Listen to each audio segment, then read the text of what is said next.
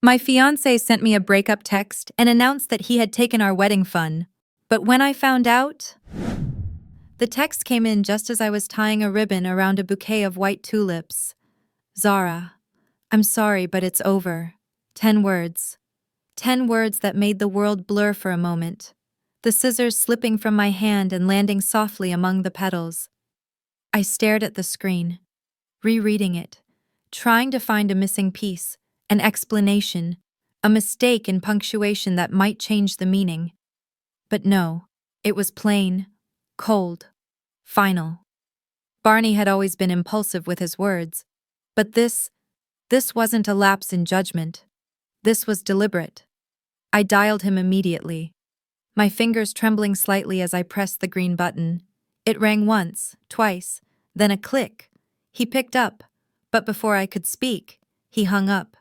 I stared at my reflection in the glass refrigerator door, my breath fogging the pain.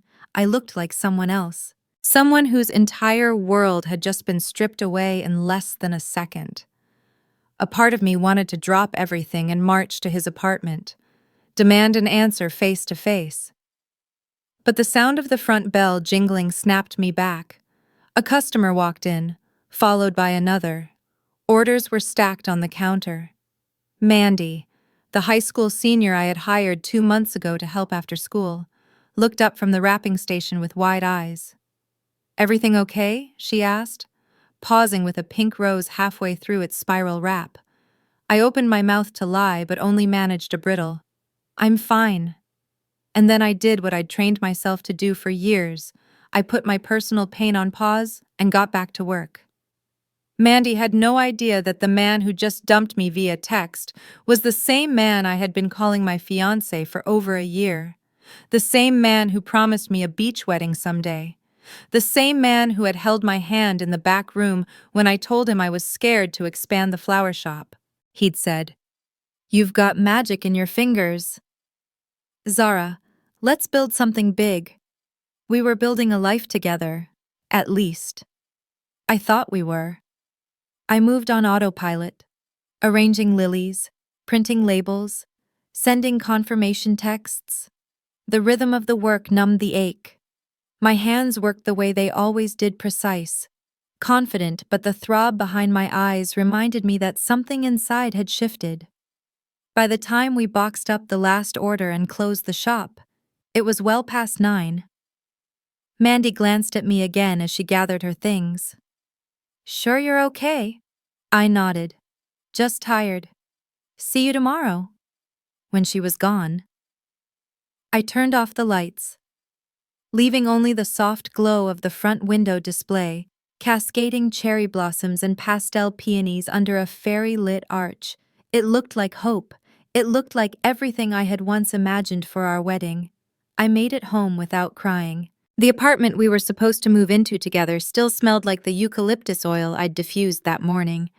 I tossed my keys onto the counter and collapsed onto the couch. The silence was suffocating. I called him again. He declined. I called again, this time. He answered. "It's not nice to break up with someone over a text message." I snapped the moment I heard his voice.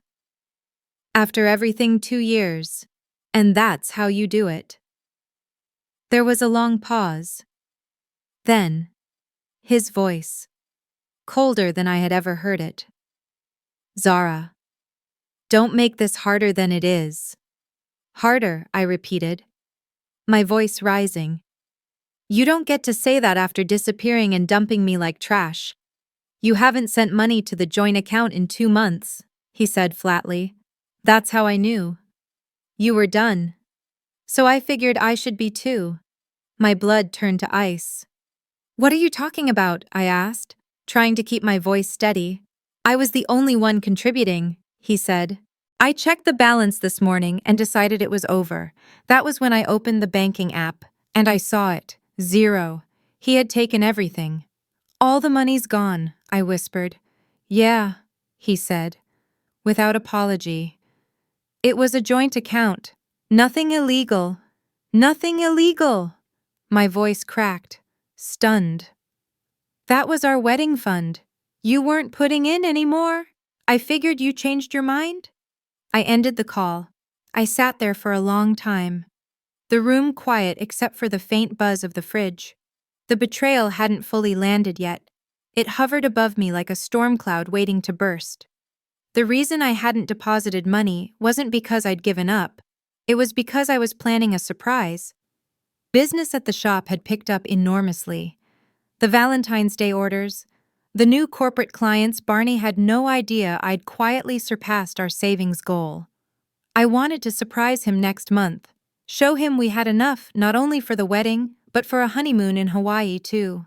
I had even bookmarked resorts. I thought it would be the happiest reveal of our lives. Instead, he'd turned it into our ending. The tears finally came, silent and slow, as I stared at the last notification from my banking app. Balance $0. I didn't sleep that night. I sat curled in the corner of my couch, still in my work clothes, clutching a mug of tea I never drank. The ache wasn't just heartbreak, it was betrayal. And worse, it was so efficient, like I was a transaction to him. Barney didn't even flinch. He just took the money and disappeared like our relationship was a business venture he was cutting ties with. By dawn, I was too exhausted to cry. I grabbed my phone and scrolled through my contacts, hesitating over one name, George Levin. I hadn't spoken to him in weeks. We'd been friends since high school, the kind of friends who lost touch here and there but always picked up right where they left off. George had always been the calm voice, the one who didn't judge or rush but made you feel like you had options. And he was a lawyer now, working for a mid-sized firm downtown. I pressed call. Zara. He answered on the second ring, his voice groggy. I need help, I whispered, suddenly unsure if I could even say it out loud. There was a pause. Where are you at home? Can you come over? I'll explain. He arrived 35 minutes later, still in his hoodie and jeans, a coffee carrier in one hand, an energy bar in the other. The minute I opened the door, he took one look at me and said, He hurt you. I nodded, stepping aside. We sat in the kitchen, the smell of freshly brewed coffee trying to breathe warmth into a morning that had started so cold. I told him everything, the text, the phone call, the money, how I hadn't deposited in 2 months because I wanted to surprise Barney, how I thought we were still planning a life together. George didn't interrupt. He just listened, nodding occasionally. His expression unreadable but focused exactly what I needed. When I finished, he took a breath and leaned back. Okay, he said. First of all, I'm sorry. That's awful. That's betrayal on a level that has nothing to do with money. I looked at him, tired. But it is about money, too. Yes, he said, but only partly. The rest is about intent. And in this case, he acted like someone who wanted to punish you. I exhaled. Shaky. That's exactly what it felt like. Now, George continued, tapping his fingers on the coffee lid. Legally speaking, you signed up for a joint account where either party could withdraw funds independently. So unless you can prove fraud or duress, which in this case, we can't, it's going to be hard to pursue legal action. I bit my lip. So he gets away with it. George tilted his head. He gets away with the money, but not everything. What do you mean, Zara? He said, sitting forward. You didn't just lose a boyfriend. You lost a man who saw your success as a threat. Think about it. The moment you stopped funneling money into his shared dream, he turned on you, and the most telling part? He never asked why. He just assumed the worst of you. That's not love. That's leverage. I blinked at him, the weight of his words slowly pressing down. He used you like a vault, George said. He didn't even want the truth, just the money. But I never hid anything, I murmured. I was working so hard, I thought he'd be proud. George softened. And that's why this hurts more than it should. Because you didn't do anything wrong. But here's what you have to understand, people like Barney. They don't want a partner. They want control. The moment they feel you're no longer dependent on them, they get scared. The silence in the room thickened. It wasn't just what he said, it was the clarity of it. Like George had drawn back a curtain I'd been refusing to look behind. He pushed the coffee toward me. I know it feels like he took everything, but he didn't. He didn't touch your shop. He didn't take your talent. He didn't erase the woman who built all this. He just ran off with what he could carry. I stared at the steam curling up from the cup. So what do I do now? George leaned in. You take this as your clean break. You talk to your bank. Close the joint account immediately. You take steps to protect yourself business-wise and personally. And you move forward, not because it's easy, but because now you know who he really was. I feel stupid. You're not, he said, his voice sharp and certain.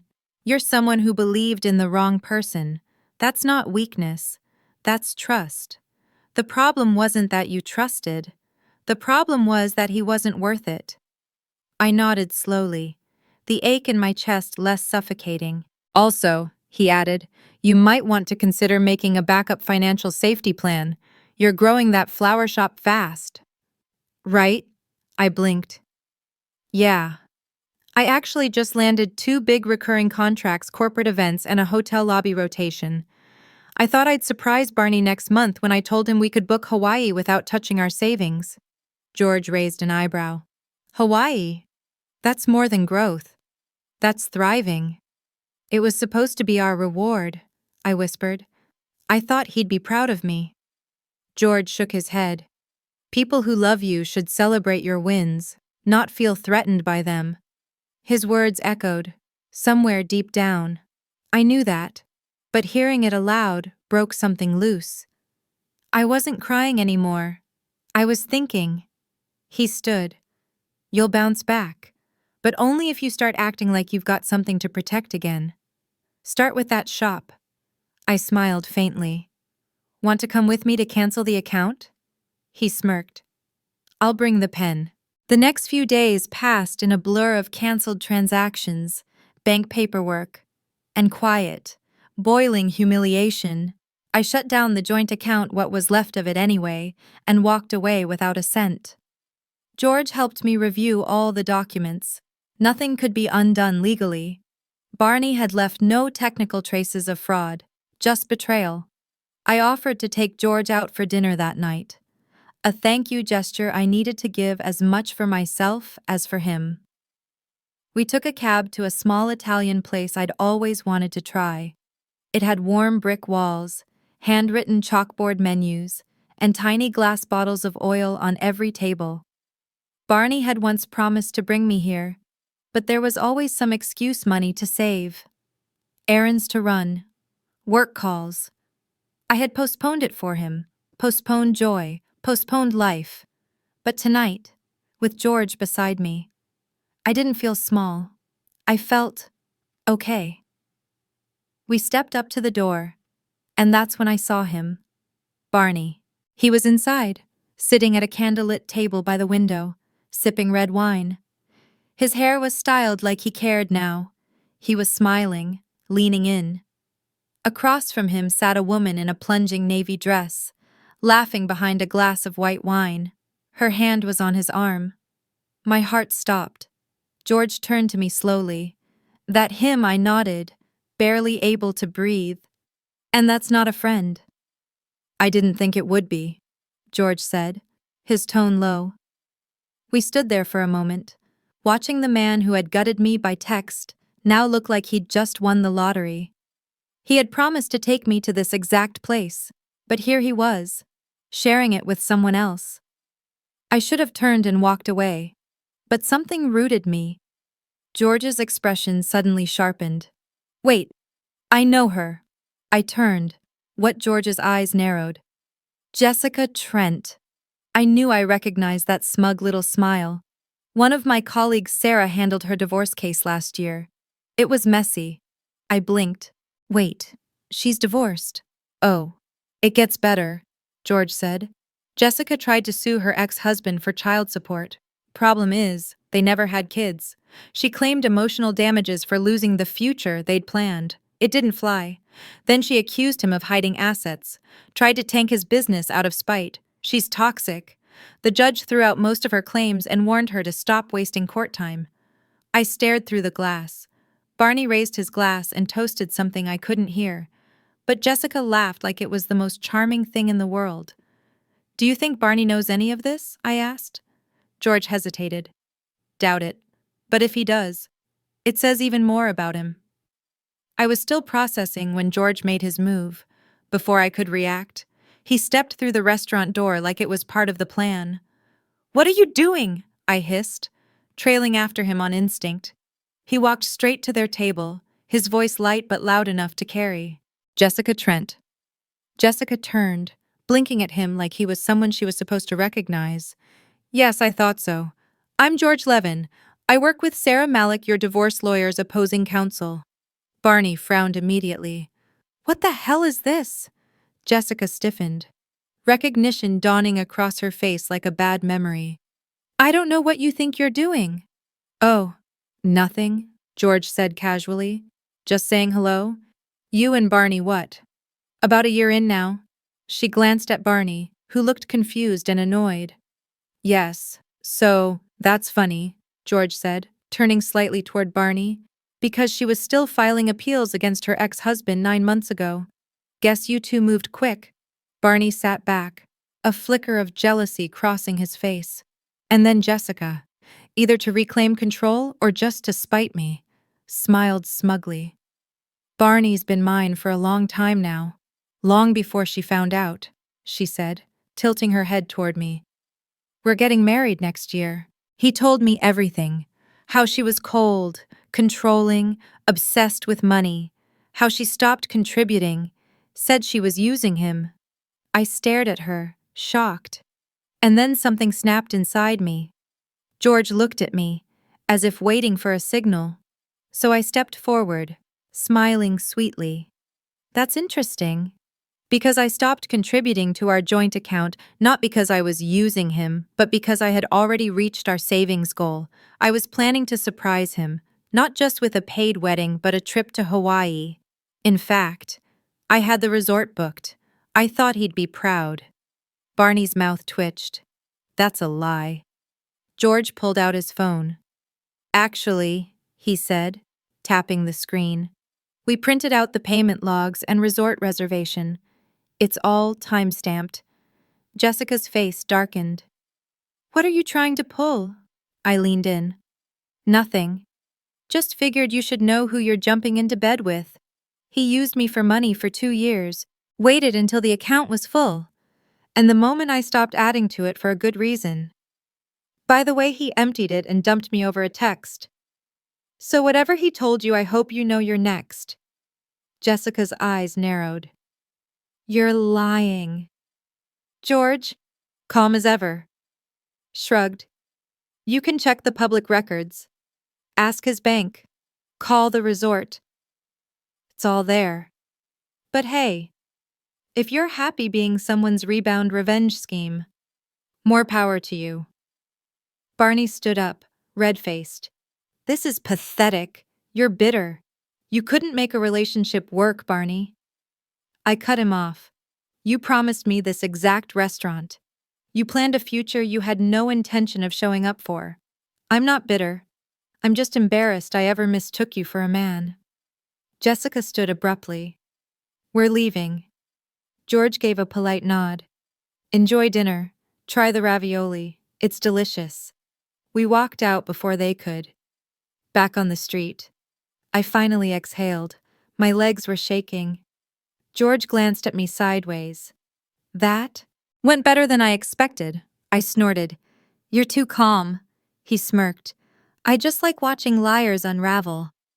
I looked up at the sky, the city lights blurred in my eyes. Do you think she believed me? She believed enough to get uncomfortable, George said. And if she has half a brain, she'll figure out she's not the exception, just the next chapter in a bad story. We didn't go back to the restaurant. Instead, We walked to a small cafe 2 blocks away and ordered pasta and garlic bread with too much butter. And for the first time in days, I laughed without feeling like it would break me. That night, I deleted Barney's contact, blocked him, archived the photos. I went to sleep with the memory of Jessica's stunned face and Barney's red ears. But most of all, I remembered George's voice, steady and quiet, when he said as we left the restaurant, "You didn't lose anything, Zara." He did. You're just finally seeing it. And I was. The next morning, the sun cut sharply through my bedroom window, but for the first time in days, I didn't wake up feeling empty. I wasn't healed. Not yet. But I wasn't broken either. I was something else. Maybe a little dangerous. Maybe a little awake. My phone buzzed on the nightstand. It was George. "Did you know Barney doesn't have a job?" I sat up. What I called a friend of mine who used to work at Premier Logistics. Barney was fired 2 months ago. I blinked at the ceiling. He told me he was working overtime almost every day. "Yeah," George replied. "Apparently the only thing he's been working is his charm on rich women. Want to hear the real twist?" "Go on." He had been dating someone else. Before Jessica. A girl named Daisy. Her father owns half the buildings on East Bank Avenue. I paused, the name stirring something faint in my memory. George continued. I dug around. Daisy Holland. Socialite. Trust fund baby. She was dating Barney around the time your account started filling up fast. Guess whose name came up in her canceled credit card transactions? No. I whispered. Oh yes. Vacations. Fancy dinners. Bank transfers labeled Barney P. Sound familiar? I sat back against the headboard, stunned. He used her money to fill the joint account, to make me think we were building a future together. George's voice was grim. Exactly. He was running a con. Daisy was the donor. You were the investor. Jessica's just the next chapter. I sat in silence for a moment, the weight of it settling in my chest, but it didn't feel heavy this time. It felt like something was finally snapping into place. Barney had never been building a life with me. He was patching together a lie. I'd been in love with a version of him that didn't exist. I want to know everything, I said. I want to see her. George exhaled. Zara. Are you sure? Yes, I said, voice steady. He watched me bleed and didn't blink. I want to watch him fall. That afternoon, I sat in my car across the street from Barney's apartment building. I didn't feel like a scorned ex. I felt like someone stepping back into her skin after years of peeling it away for someone else's comfort. Barney had underestimated me. Everyone had. But I wasn't the girl who cried into rose petals anymore. I waited.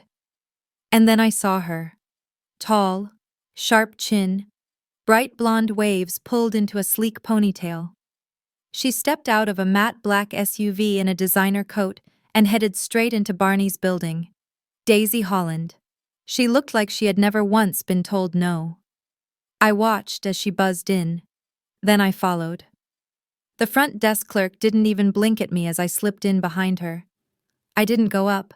I just waited in the lobby and watched the elevator numbers tick upward.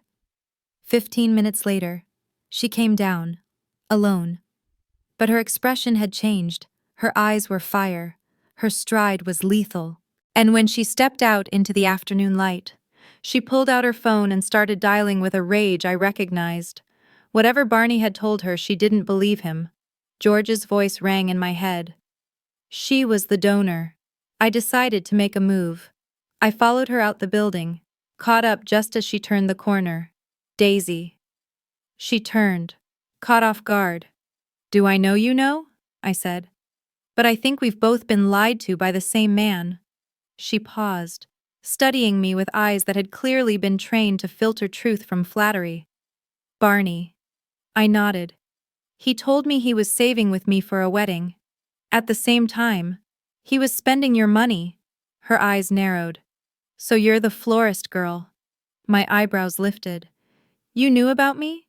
He mentioned you, said you were obsessed, clingy, delusional, that you begged him to come back. I smiled calmly. Of course he did. She looked away, jaw tightening. And now he's playing house with Jessica.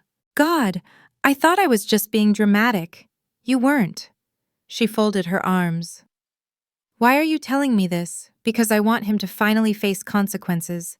She tilted her head, amused. You know he emptied your joint account to zero. Right. Oh, I know, I said coolly. And I know you bankrolled most of it. She blinked, surprised I'd say it so plainly. I'm not here to cry, I added. I'm here to let you know you're not the only one he used. And you're not the only one who can do something about it. She gave me a long look. Then, slowly, a small, vicious smile bloomed on her lips. I like you, she said. And Barney's about to hate that. The next morning, I returned to work at the flower shop with a steadier walk. The scent of fresh blooms greeted me like an old friend. Mandy noticed the difference before I even said a word. You okay, boss? She asked. I smiled, setting down my coffee. Better than okay. That week, I restructured the shop's accounts, opened a second location search, hired a part-time accountant. Everything that had once scared me, delegating, expanding, owning more than just a title, I embraced it. Barney had stolen my money, but he didn't get my drive, or my name, or my dignity. A few days later, George sent me a voicemail recording, picked up something interesting, he said, his tone gleeful. It was Barney, talking to Jessica in what must have been a private call except George, being George, had a friend at the phone company. You think I was really going to marry her? Barney laughed. She was a safety net. I just wanted to make sure we hit our savings target. I never even liked her flowers. They always smelled like desperation. Jessica didn't respond. But now, the audio was ours. Send it to Daisy.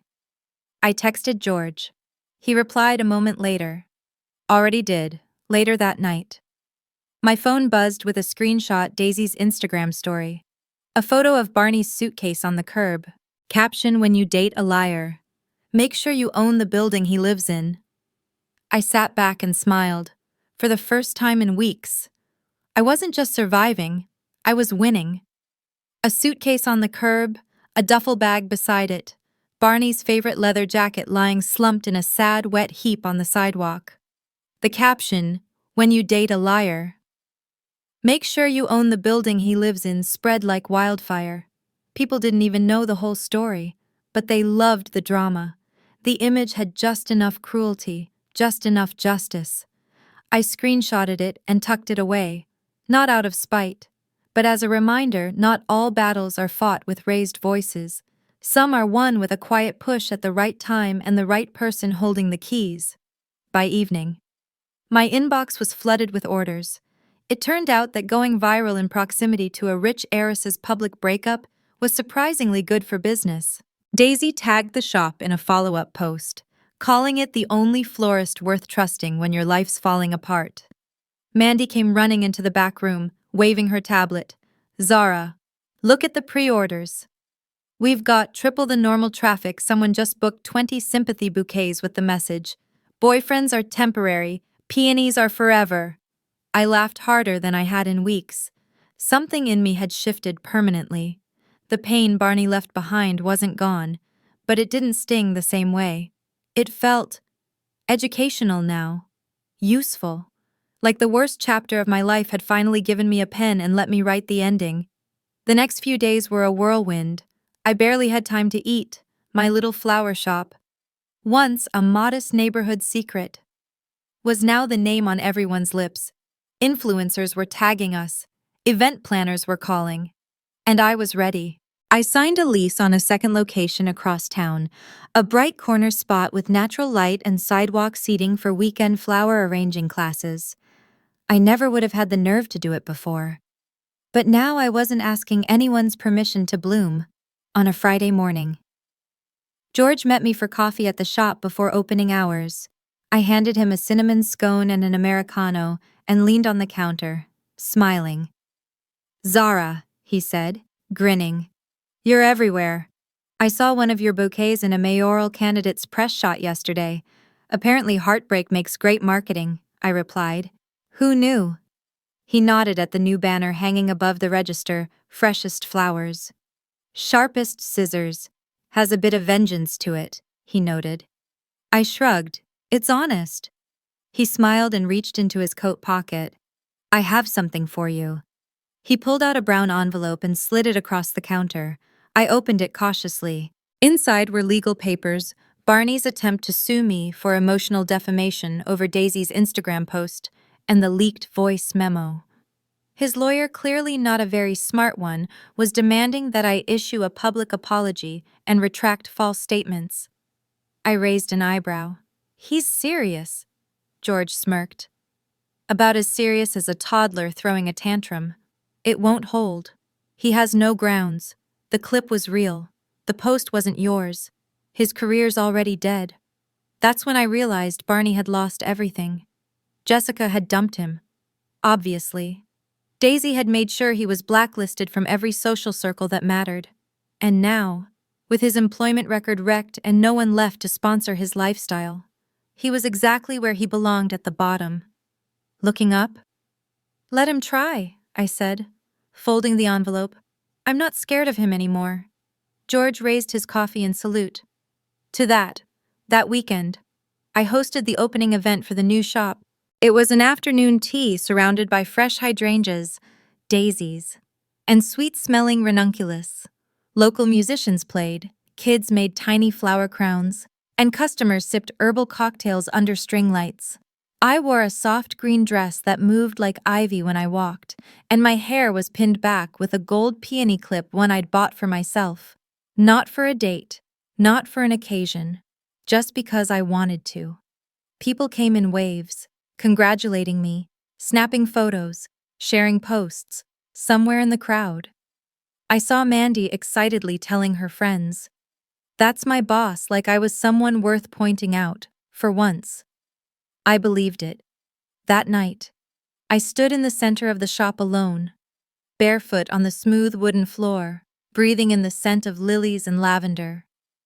I looked around at the space I had built, not with borrowed dreams or joint accounts, but with my own hands, my own risk, my own heart. And that's when the message came. "Barney." I stared at the screen. A single text: "I made a mistake." I deleted it without reading further. He didn't deserve a response. He didn't deserve the version of me I used to be: apologetic, giving, afraid to speak too loudly. That Zara was gone. The woman who stood here now didn't chase after silence. She built something that spoke louder. A few days later, George joined me again at the shop. He brought donuts this time. 2 different kinds. "By the way," he said, licking sugar from his thumb, "Barney's lawsuit dropped." I grinned. That was fast. Turns out he couldn't afford to pay the filing fee. I laughed until my sides ached. 3 months later, the second shop was thriving. I'd hired 2 new designers, a delivery coordinator, and even a social media manager who made sure every post had the perfect lighting.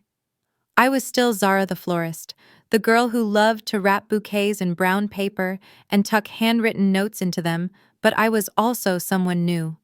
Not someone who needed to prove her worth to a man, someone who knew it, lived it, and planted it into everything she touched. Barney thought he broke me when he emptied that account and sent a text. But he didn't break me. He planted me. And I bloomed.